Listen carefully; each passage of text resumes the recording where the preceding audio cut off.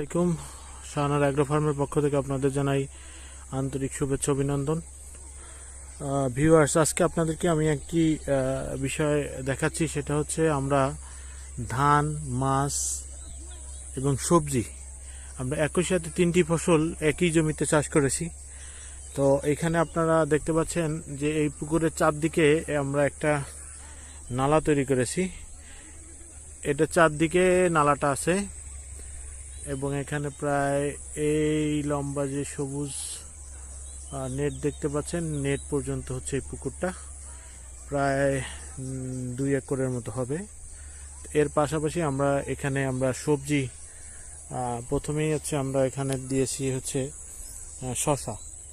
তো দেখুন, আসলে এই দুই পাশে যখন পানি, এই পাশে পানি, এই পাশে ধান, মাঝখানে এই উঁচু মাটিটা আসলে বেশি উঁচু না, যে কারণে হয়তো গাছের এত গ্রোথ ভালো, কারণ হচ্ছে পানি নিচের দিকে শিকড়ে অবশ্যই মনে হয় পানি পাচ্ছে ঠিক মতো, এই কারণে গাছগুলোর চেহারা অনেক সুন্দর। দেখুন, মাত্র অল্প কিছুদিন বয়স হয়েছে এই গাছগুলোর।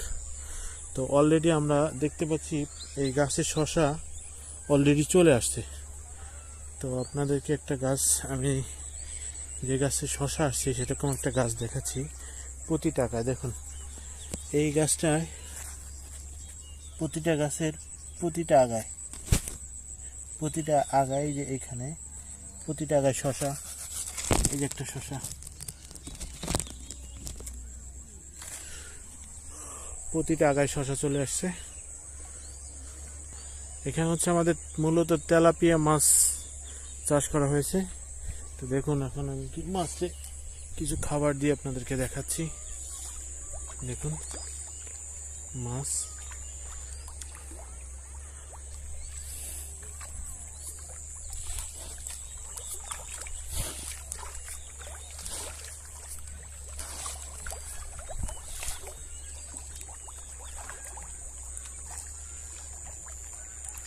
মাছের গ্রোথও মাশাআল্লাহ অনেক সুন্দর হয়েছে।